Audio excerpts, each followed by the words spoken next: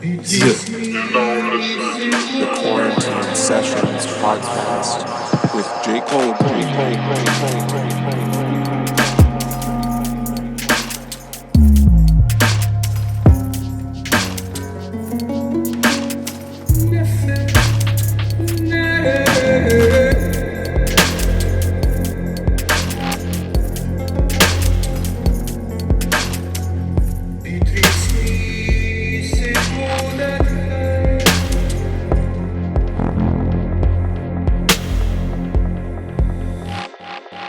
Oh my God, is this working?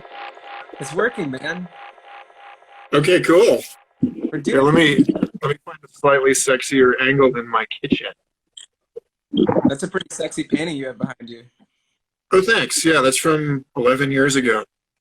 It's the only cool, painting man. of mine that ever hung up in a museum. Wow. Awesome. What was the Thanks. museum?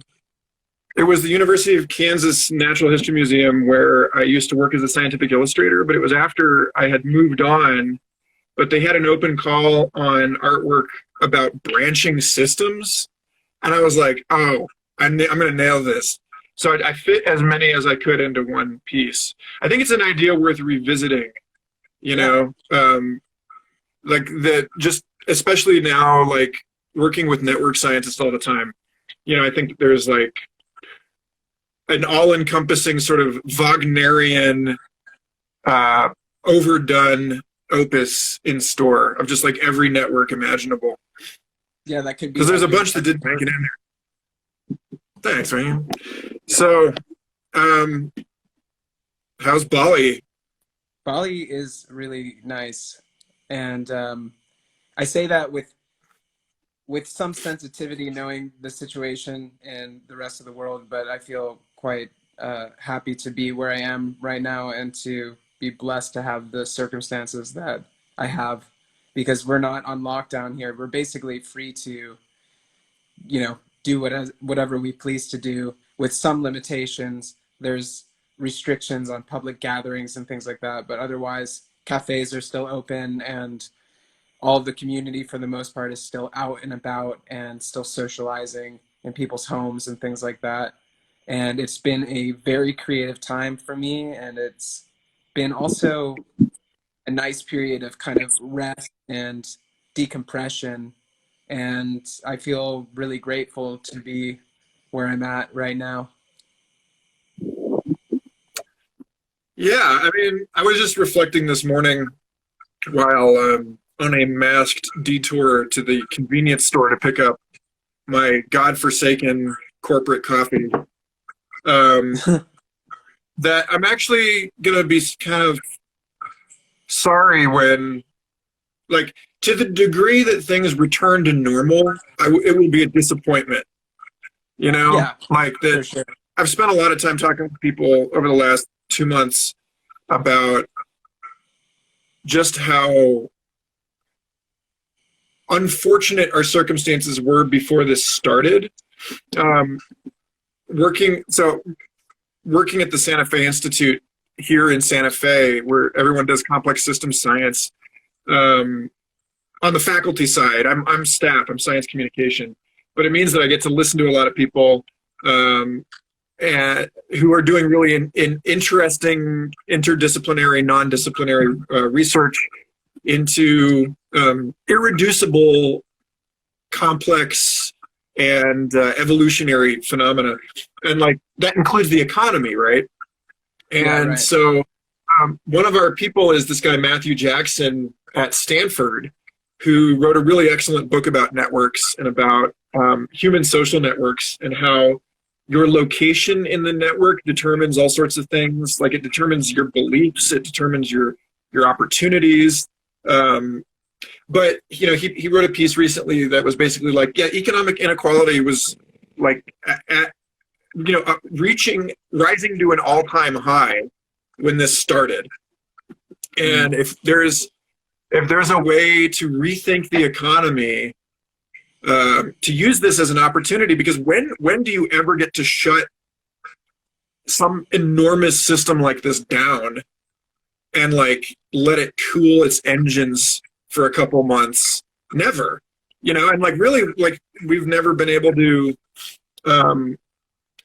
like, there's no indication that we can just flip it back on and it'll work the way it did. So anyway, I'm kind of hoping. I've always, I saw that my buddy Nathan is watching. Nathan has known me since high school, and he knows that I have always had a sort of a yearning for the apocalypse. So Yeah. End rant. Yeah. Well, that was something I was really interested to talk to you about, because I know that you've always been outspoken in your ideas about the future, and I'm curious how this situation has impacted your ideas about what could exist in the future, and if that's changed your perspective at all. I mean, I'm definitely getting more humble around an issue I've been talking about for years, but has really become tangible in a way that it wasn't before, which is how, it was always fun to talk about how little we really know, and how the more that we learn, the more it opens up new questions, and science and mysticism are sort of approaching this merger, where we accept that our ideas about the world are just working models, and that they're going to get improved upon or completely replaced. And basically, you shouldn't believe anything you think. It's kind of a William James pragmatism, that there's a plurality of different approaches to this world, and it's just about sort of what works. And of course, there are multiple different scales at which something works or does not. A mutation might be beneficial in the short term for an organism, but then it might disrupt the entire population of that organism, and in the long run lead to sort of catastrophic changes. So you can never really be totally sure. But lately, when even, so many experts in their given domain have been rushing research to publication, and not, I don't know, like it's been like, even the people that, there's this weird sort of balance between, it's sort of more obvious that we should be trusting, that we should be listening to people with experience that's relevant to a complicated and rapidly changing situation such as the one that we're in. But it's also completely, in the sort of broadest strokes, it's also completely mysterious and more complex than can be understood even to experts. And the situation is changing so fast that, like, people want to publish now without peer review, or like everyone is stepping up to speak their mind, to give their opinion. So to your point about, like, historically I have been very outspoken, but when I had Eric Davis on Future Fossils podcast about a month ago, Eric is a very, very insightful fellow, somebody I regard as sort of an older brother along the path. Right. And he's like, everybody sees this as an opportunity right now to, like, wedge their version of the next reality into this crack that has been up. And, like, I just don't want to, he kind of adopted a Buddhist attitude about it. He's like, I just don't want to be in that feeding frenzy for reality domination. Like, I don't want to be jostling with everyone else over how to make how to narrativize this. And I think that it's really important, when we were talking about this, chatting about this before this call, all of us want a story because the story makes it easy in the short term. It's less work to have answers than it is to have questions, and to sit there with questions and hold them open unflinchingly. I see this may be a helpful thing for people. I see there as being a sort of a continuum between fundamentalist religion, where you have all the answers and no question surprises you, but then you also just completely conform everything you experience to that answer.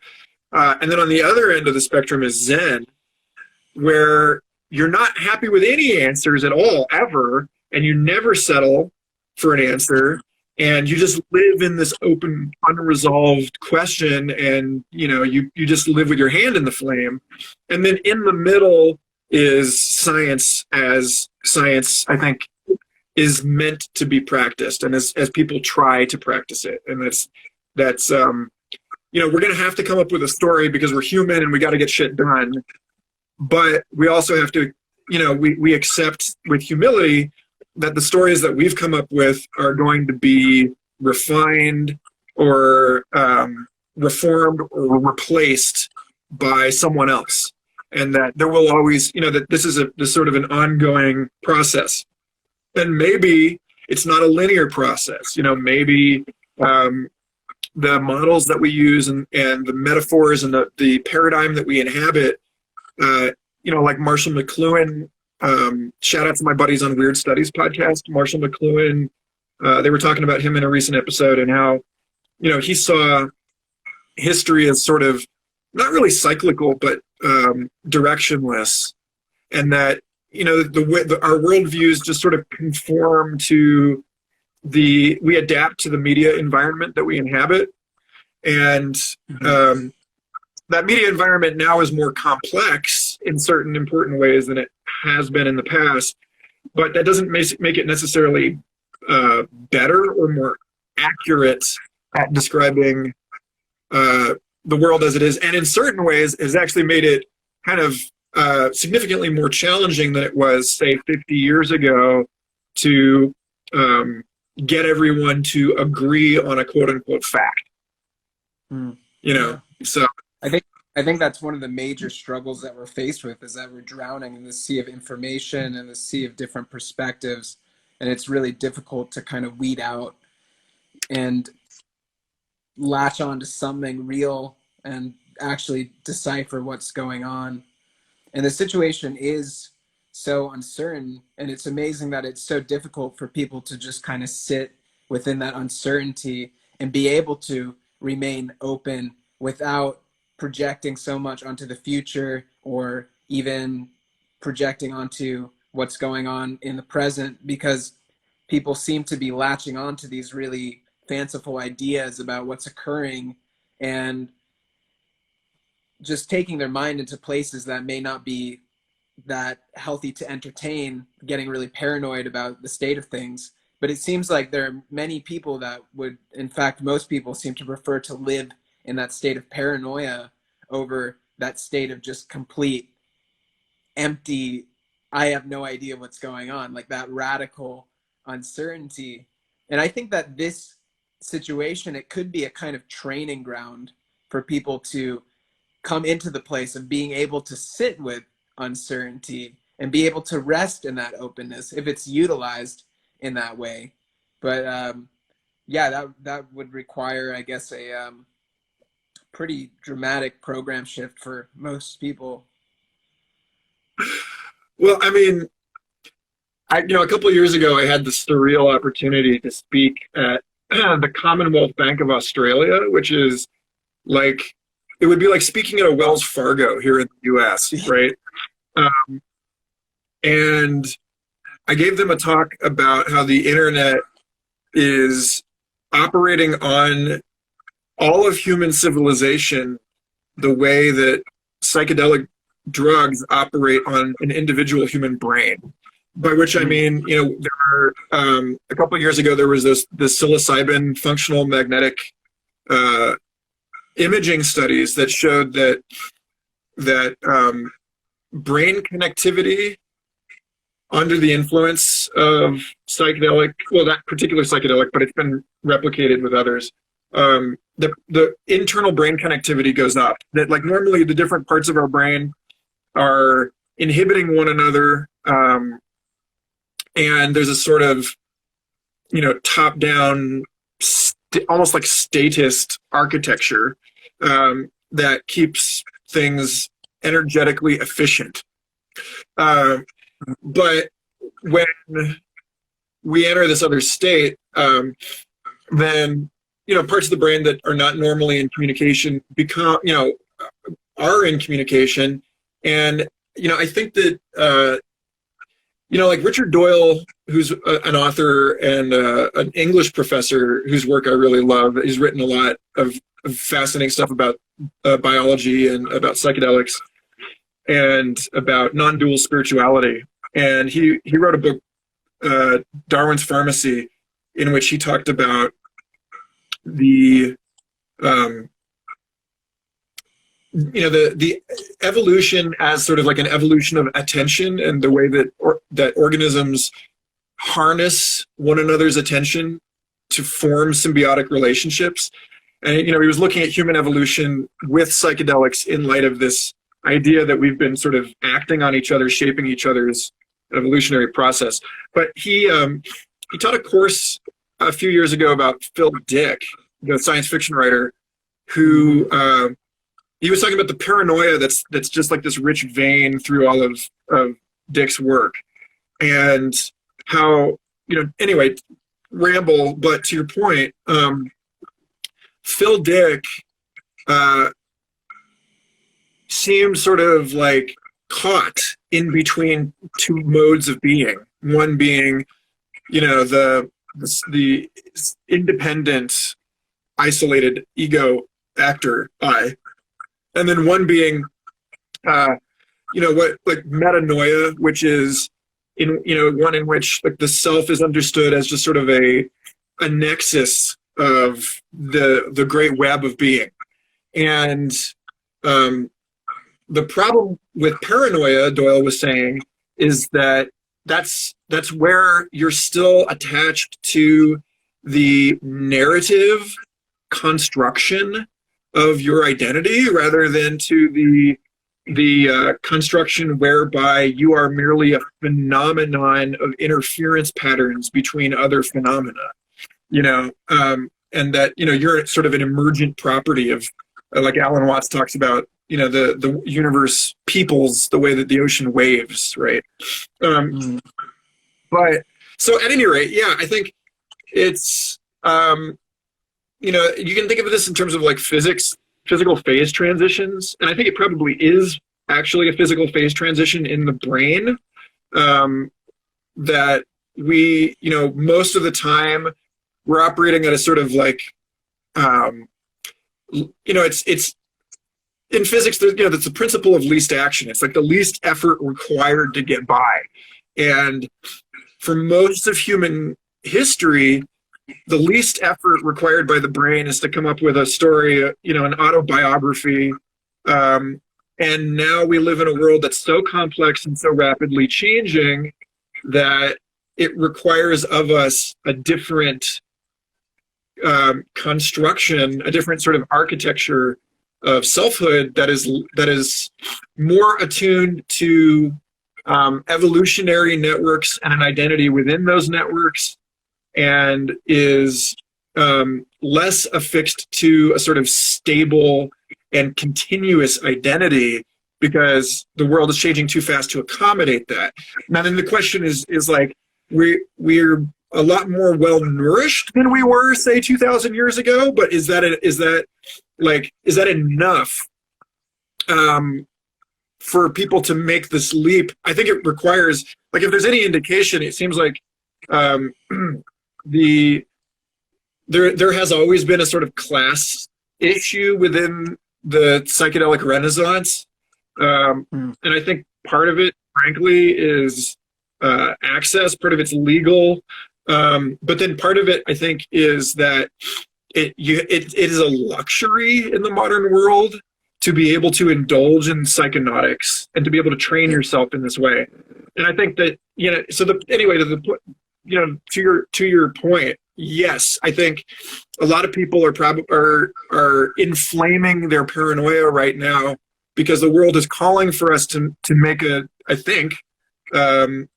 jump into a different kind of understanding, and most of us are pretty poorly prepared for that, like myself included. So yeah. Well, it's kind of like oftentimes when you take a high dose of a psychedelic, the ego does have this kind of last cry of resistance, and sometimes it doesn't go down without a fight. And I think that that's sort of what's happening collectively. Is it does seem like we are being forced to make the shift from an individual consciousness into a more planetary consciousness. And this situation seems to have the highest degree of planetary consciousness of anything I've personally experienced in my lifetime, aside from transformational events like Burning Man or Boom Festival or whatever, which people kind of adopt these group mind perspectives at these events. But it seems like globally now people are for the first time having a greater awareness of our interconnectedness, and everybody is unified by this strange event, and it really is seeding more of that kind of planetary aspect into people's daily existence. Yeah, definitely. I mean, I think it's important to note that like every sort of new form that we can think of, like evolution is sort of traditionally sort of the climb to sort of more and more orderly, unified stuff out of like an emergent self-organizing process. But then, metaphysically, this is balanced by involution, which is the descent of an implicate order into form. So this is like the that sort of Hindu emanation of the God mind into manifest reality, that kind of thing. And so, I find whichever way you care to look at it, because it seems like it's sort of like a conservation of momentum thing. Like they're both probably half true. Right. That the emergence of this planetary consciousness is not merely a sort of like hippie ascension into a better world. Like all of every historical age has sort of light and dark manifestations, because those are concepts that we pin on this stuff. It's not like it is in and of itself good or bad. And so, I think it's important that when we're talking about this, yes, absolutely, I agree that, I was talking with a space scientist, Tanya Harrison, on Future Fossils podcast a couple weeks before this became a pressing issue in the United States. And, the pandemic did not seem real, didn't seem really like imminent. And she had just written a book about the moon landing and how amazing the moon landing was for the people that were not involved in it directly all over the world, that it wasn't regarded by people in Mexico or the UK or across Africa, wherever people were able to watch it. Have like, I think like almost 3 billion people were watching that event. And it was an achievement of all of humankind and not just of the United States in some dick-waving contest against Russia. And, there was, we were asking this question of like, well, what is it going to take for humankind to feel that kind of solidarity again? Like we were imagining like maybe we can land on Mars, but like our world is so polarized and so polarizing right now. It's like hard to imagine everyone feeling like a celebration like that, and if any particular event merits worldwide celebration, because there's always going to be some AM radio person being like, this is it's all part of the conspiracy. So the point is they're not entirely wrong either. Like the emergence of a planetary awareness involves not just a sense of transnational solidarity with people suffering the effects of the coronavirus pandemic in Peru or in Indonesia or wherever. It also includes people that are earnestly trying to prevent millions of deaths by using their privilege to attempt to instate programs of planet-wide cooperation that a lot of people are going to think look like some sort of new world order. And then frankly, there are going to be people that are like, that see an opportunity and like reach for more power in a moment of crisis and vulnerability. And like all of these things are kind of come through together. And, I don't think there's anyway, I don't know. This just feels like an important rant to make that like, creation and destruction, death and transcendence, the unification and fragmentation, these things are all coincident. And yes, I'm really excited to see the human and this what economist Sam Bowles calls the civic society. Wendy Carlin they wrote a great piece for Vox EU about the return of the civic society, like neighborhoods, pubs, Right. clubs and guilds, and how that, we lost a lot of that stuff. We ceded a lot of that terrain to corporations and states over the last couple hundred years. And now it seems really obvious that we need to reclaim it. And, that we have these tools that allow us to organize at a small scale now, at the neighborhood level, at local and regional levels. And those are going to come in really handy when these, larger institutions fail us in the midst of a crisis. But at the same time, like, we can't just return to tribalism and internecine warfare. Like globalism has been really positive in the reduction of interstate violent conflict. So it's just complicated, Jake. It's complicated. Yeah. Yeah. When it comes to that kind of civic state idea, I think that could have an impact on art and music and things like that also. Because I remember something that really struck me when I started learning about art history years ago is how separate all the different art communities used to be. Like you had in the Renaissance, you had the art community in Florence, and then completely distinct from that, you had the Flemish art community, and there was no real interconnectedness. They weren't communicating at all. And it was very, very, very few people that could visit and witness both, So it would be interesting to see if, because I think that is a probability, is that things, because of the risk of spreading disease, people start to kind of sequester into smaller community organizations and travel less and things like that. If we're going to find those kinds of tight-knit scenes start to get stronger again, just like it kind of used to be, and for those scenes and those pockets and those communities to have a greater distinction than we see now, because now I think there is a multiplicity of different creative expressions, but it's kind of like that all across the board. There are certain places that are oriented towards a particular thing, but it's still less extreme than it used to be. Yeah.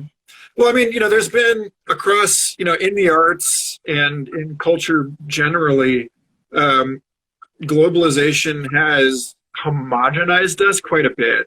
Like, Exactly. you're in Bali. I remember staying with a woman in Oakland 10 years ago when I was out there for the MAPS conference, who had been going to Bali for her entire life.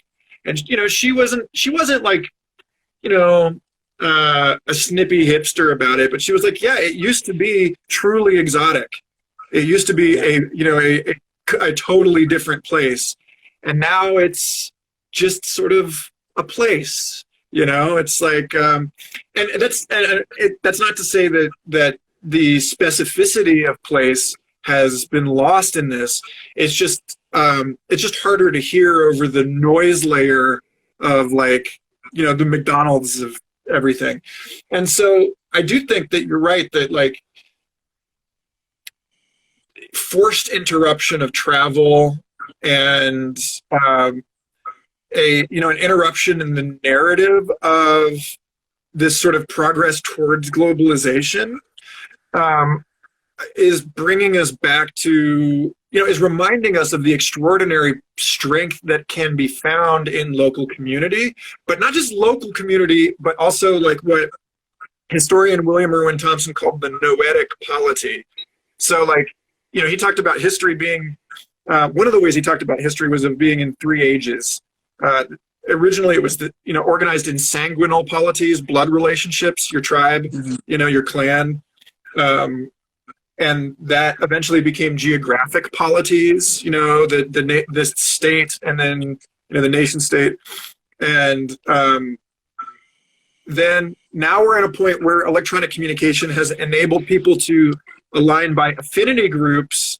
And those affinity groups are related in some ways to blood and in some ways to geographic location, but are also somewhat independent. It's, it's sort of like, I don't know. I mean, as someone who has also spent years on festival circuit, I think you can relate to, having these really deep, profound, important, loving relationships with people all over the fucking world. And, and then, like, seeing them in your dreams. And so, like, the internet is giving us this opportunity to, find, I think, like a human scale community that doesn't necessarily exist in so-called meat space. And so, like, I guess what I think you and I are both gesturing towards is that, one, I think, like, city level art scenes are going to get more important in the next few years. They're, like, especially as art always seems to flourish in the ruins. A couple of years ago when I was out in Portugal for Boom, I remember Lisbon was just gorgeous, and I was like, no fair. I was like, how come no American city looks like this? And it's because, well, we didn't go through the same economic collapse, that Portugal did a few decades ago. And I was like, hurry it up already. When can we start, like, squatting in amazing old buildings? Like, but then the other, Can I say one thing? Well, that's kind of like a lot of the best art came out of the trauma of World War II. It's like a lot of the visionaries that you and I admired, they kind of were molded and shaped by going through this collective trauma in Europe that so many people experienced. And it was kind of like this pressure release valve to just have this enormous amount of energy and to pour it out into this creative thing. Definitely. And then, so the other piece of that is with trauma. I'm glad you brought that up, because there's this thing about, like, how do you recover from trauma? And, like, one way is through community, right? Is like getting into that scene. But then the other piece is just like dissociation, I guess. And so there is, like, I think, a spiritual so what? Or non-attachment, rather, perhaps. Well, like being when you're going through a sort of like a crucible, or like a spiritual rite. Oh God, what am I'm blanking on the correct word here. But, like,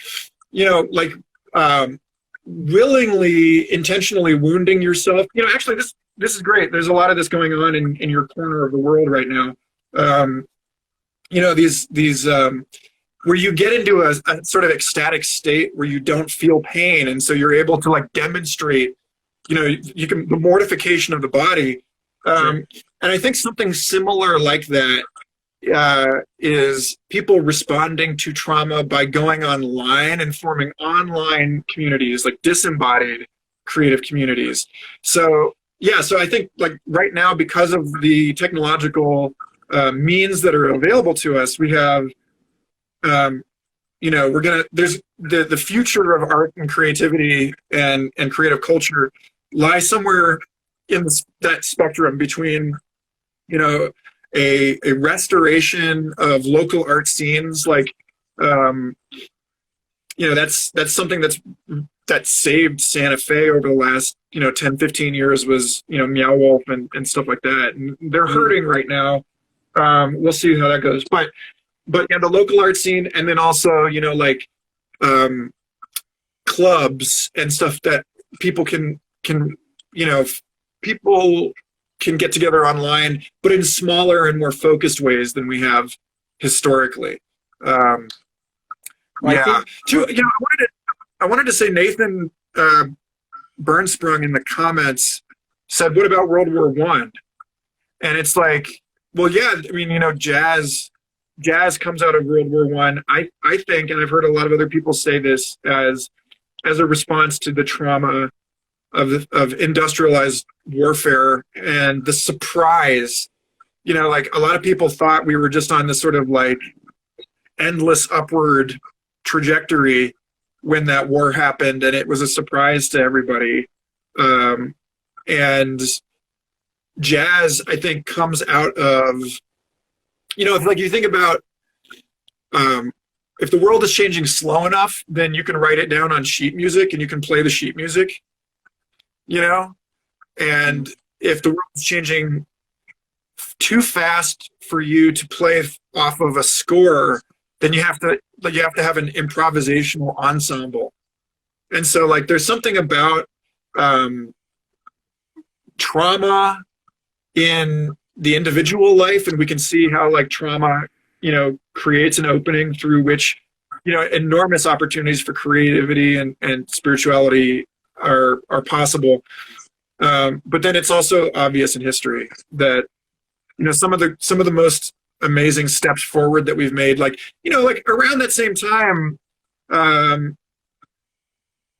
don't know that you could really consider Cubism a response to the World War, but like it's definitely part of that same sort of bundle of us realizing that like the one sort of story that we have is bullshit. And yeah, totally. I think that art movements have always paralleled what's going on conceptually for people and the perspectives and beliefs that people hold about the world. So Cubism is going to reflect that as well. Something I wanted to touch on is I think that there's going to be a greater emphasis also on virtual spaces.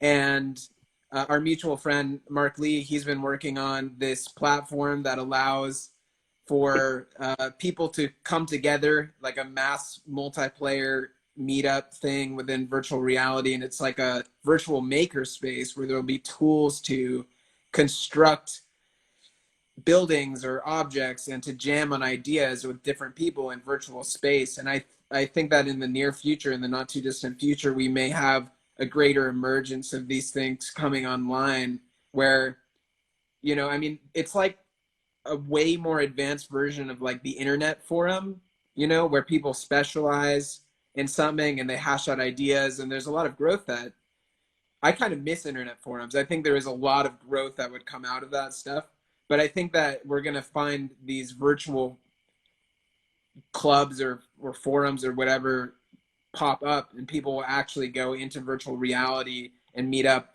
with other creators and hash out ideas in real time and actually build stuff in that space together.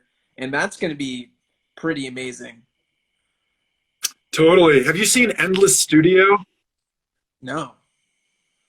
So this is going to Kickstarter right now, or about now.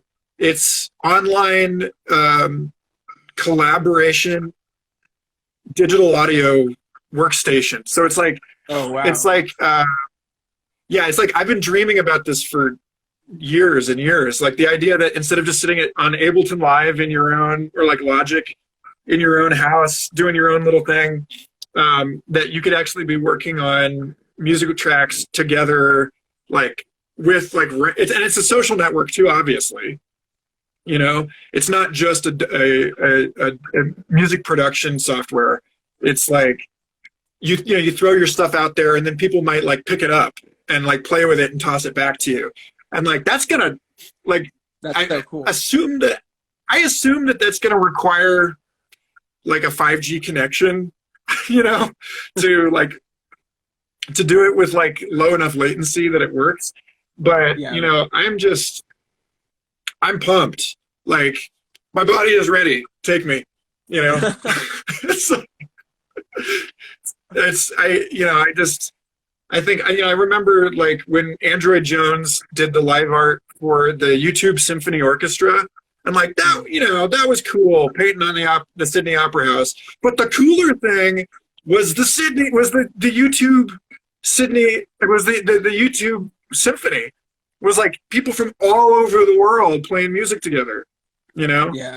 And so, I mean, one of the things that I love most about visionary art as a scene, as a world community, is I think I heard Randall Roberts say, he put this in a way that really stuck with me. He was just like, it's this, you realize that you're just like one pillar in this infinite temple, and that it's just, that it's just like, you're not the temple, you're just like one post. And like, yeah, the whole thing's weaker if we knock out that one post, but it's not like the whole thing's going to fall.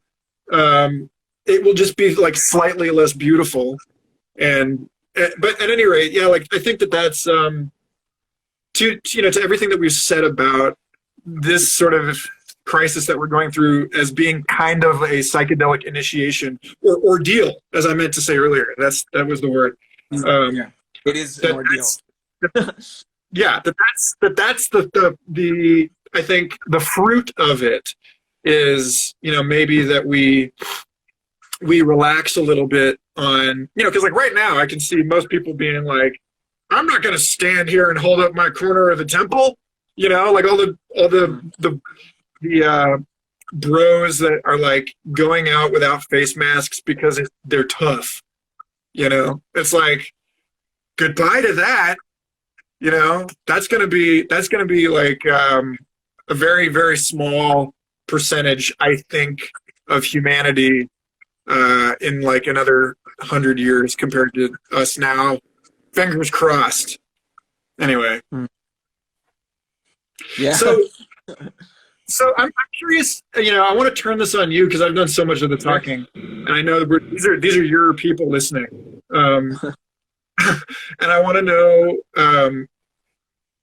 how, it seems like you really connected with it being an ordeal, but you also said that it's like, that you're relatively lucky and insulated there in Bali. And I'm curious how this has been for you to like process all of this stuff emotionally and,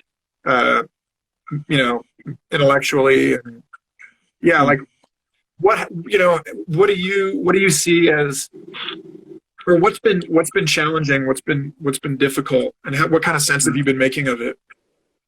Well, I would consider myself empathetic, and a few nights ago I had this dream where in the dream I was walking through San Francisco, and I guess in the dream I had flown from Bali to San Francisco, and the minute I was in San Francisco I felt very unsafe. I felt very threatened, and everybody was walking around with masks, and I really felt this kind of collective terror that I think people are experiencing together. And I think even though I am somewhat removed from the heart of it because it hasn't hit Bali so hard yet, I still think that some of that collective anxiety and suffering and fear is penetrating my feeling space, at least through dreams. And I mean, it's been interesting to even talk with my parents, and they haven't left their houses now in several months, and they're kind of obsessed over the situation, and it seems to be all we talk about when we talk on the phone. I guess that one way that it's affected me personally is that I have plans to return back to the US, and I was looking forward to a little bit of a US art tour and to show my art at some festivals and things like that, which now I don't have the ability to do. Not that that's like the greatest tragedy that you could experience, but it did make a shift in my plans at least, you know. But I'm really grateful for the way things have gone and to have ended up here. And it has been good to have an opportunity to be kind of bored and to just allow my mind to wander more, because I guess I was quite distracted by a lot of festivals and parties and things like that here, and endless socializing and kind of trying to uphold an image within the scene and community here, which is really based around parties mostly. And since that's all been shut down, I've just felt so much more at ease, just focusing on my painting work, doing these conversations, studying, learning, exercising, all the things that really fill me up, you know, not just chasing this kind of image or something through these parties and events. So that's kind of where I've been at around this. Do you, you know, it's interesting. This is kind of a funny way to, a funny place to take this now that we've said all sorts of profound shit on this call. But I just feel like, you know, it's worth bringing up that I've gained 20 pounds over the last 2 months. Like, talk about, like, you know, a readiness to sort of leave the flesh. It's, you know, it's been interesting to see how unevenly this has hit everybody. You know, I know I feel, you know, you talk about your sensitivity to everyone, and it's like, I feel so grateful that so many people, this is a weird thing to say, and just hold tight. I feel so grateful that so many people have lost their jobs because for the first time in their lives, they have agency over their personal time that they've never had, and that you and I both know from, you know, our years of like trying to carve our own way. And lately for me, the last couple of years, it's been really different because I took full-time job and I've been, you know, I have a baby, and so I'm on the opposite end of it. Like, I've been working harder and like sort of pinned to a desk more in the last few months than I've ever been. But like, it's been a sort of, I don't know, like, I have so much, and on the one hand, so much sort of empathy and sympathy for the you know, the people that are in a similar position, that are working harder than ever, that, you know, that don't necessarily, you know, their lives are more dangerous than they've been. But then it's been awesome to see so many people sort of come unattached, and, you know, there's like a, you know, they're getting paid better with severance and unemployment, and, you know, it's like, yeah, maybe it's just like maybe it's Wile E. Coyote over the cliff, you know. But yeah, so Carrie Hillman says, "I want the free time will change a person." Totally. You know, I remember Charles Eisenstein several years ago in his book The Ascent of Humanity said something about how you know, the sort of silver lining of an economic crisis and a ton of layoffs is that sometimes people have never had the opportunity to ask themselves what they like to do.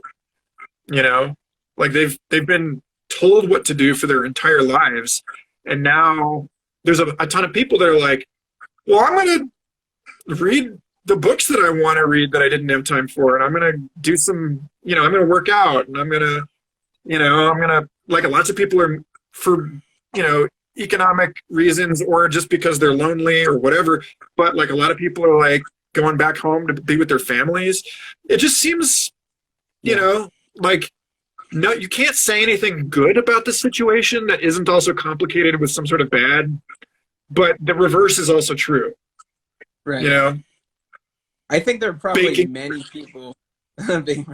Yeah, I think there are probably many people who are emancipated from a job that they hated, who now are getting that push that they've always needed to finally pursue that thing that they've always wanted to do. And there are probably many, many, many people in that situation right now. And this happening is going to be, it could be the best thing that ever happens to them in their lives. You know, the thing that really catalyzes what they really want to do that perhaps they never would because they didn't have the courage to leave that job or whatever it is that was holding them back from pursuing that thing. So, yeah, there's definitely a silver lining in the situation. And this is definitely impacting people on many different levels and in many different ways. Yeah, I know that you gave me a long list of stuff you thought would be cool to talk about, and I want to make sure we And don't we don't have to get leave into all this anything. ideas, but and actually, one thing that I put on that list that I wanted to talk to you about is that I heard you talk about in another podcast that Isaac Newton was quarantined during the plague, Yeah, and that was partly responsible for some of his major discoveries. Do you want to talk about that? yeah. So this was the Plague of London, 1665 and 66, and Isaac Newton was a student at Cambridge University at the time, and he was sent home to his family's estate because Cambridge was closed due to the plague. And so he later referred to this time as his annus mirabilis, his year of wonders, because this was the year that uh, bored out of his mind, he started like he requisitioned a prism and bored a hole with a corkscrew into the shutters of his window and started experimenting with optics and came up with our entire modern theory of optics, like quote unquote unwove the rainbow, right? John Keats called it, and realized that light was white light was made out of the entire spectrum of colors and so on. But also that same year was the year that he saw an apple fall out of a tree in the orchard. Did not hit him in the head. That's not the case. But he was watching them fall, and that's when he started coming up with his whole theory of gravity too. So like basically, if there's a solid case that if the plague had not happened, then we wouldn't have modern science the way that we have it now anyway. Like we wouldn't have it was like around that same time too. Someone might be able to fact check me on this, but I think around 1665 was also when the Royal Society of London was founded. So it was just like, it seems like it was a really important time. Something I've noticed for sure in my job at the Santa Fe Institute is that I don't, working in communications, I don't have the sort of luxury of time that people with the same age and the same interests but are working on the science end of things have. And sometimes I wonder, like I'm gonna have to take a vacation in order to like plug back into the creative boredom, from which great discoveries happen. And but I think that that's very likely to be the case because I don't see this pandemic as being the last global disturbance. I think that this is really important for people to understand that like we're at the beginning of the, like even if we completely reorganize society to make it resilient to the epidemic transmission somehow, we're still going to be dealing with, massive climate change over over like the next 100 years. Um, some of the guys that I work with just published a paper that said the sort of basically humans occupy a very narrow temperature niche. Yeah, and we have for the last 6,000 years. Yes, quiet movements, unionizing dental hygienists. Excellent. Yes, totally. But yeah, so like over most of human history, we have to farm within this very narrow temperature band. And so people live in cities that are sort of like inhospitable to human beings, like Phoenix or Dubai, right? Like people do live there. But we only live there with like massive environmental engineering efforts. And these researchers looked at a span of different climate models, and they, like, the best case scenario was that within 50 years, the Sahara level desert, desertification of our planet has grown, so that it will have displaced or like made inhospitable without major technology enough of the planet to, like, it will have displaced like several 100 million people. And the worst case scenario was like 3 billion people are either going to have to like come up with radically new ways to live where they live, or are going to have to migrate to more habitable temperature zones. And so it's like we've really got it cut out for us in the next 50 years, and like in the lifespan of many of us listening to this, and certainly like the next my daughter and her whole generation, this is going to be like, you think our refugee problems matter now? Like, this is a joke compared to like all of Central America trying to get to Canada through the United States. Like, it's just not gonna, we're gonna have to come up with more of a global or a planetary ethos, more of a sense of human solidarity. And so again, even though this situation sucks in a lot of ways, it does seem like it's not just spiritual training, it's training for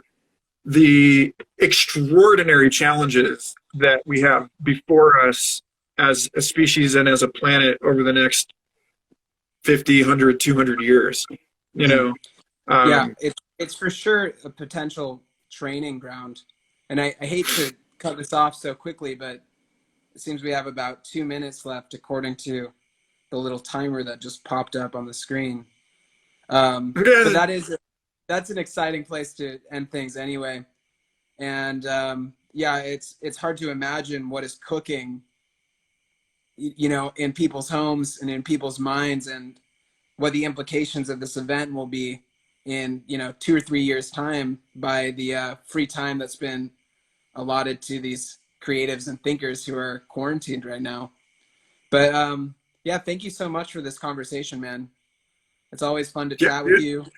And thanks for everybody who tuned in. We should do this again another time. I'd love to. Thanks, everybody. If you enjoyed this episode 139 of Future Fossils podcast is sort of a more polished version of a lot of the stuff that we've been talking about, at least my end of it. And I'm happy to, I'm personally available for correspondence, so I'm happy to meet anybody who connects with this stuff and wants to reach out. So thanks, Jake. Thanks for introducing me to some of your friends. Yeah, for sure, man. Cool. Be well. Enjoy your day. Fighting. Yeah, you too. Peace, bro.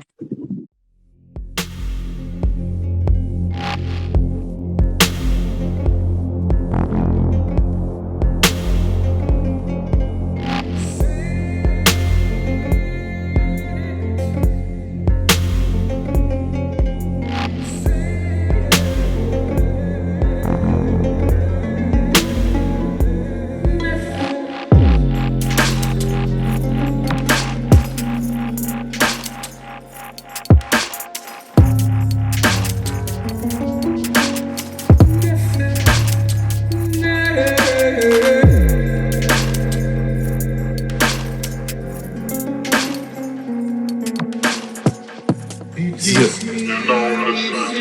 Quarantine Sessions podcast with J. Cole,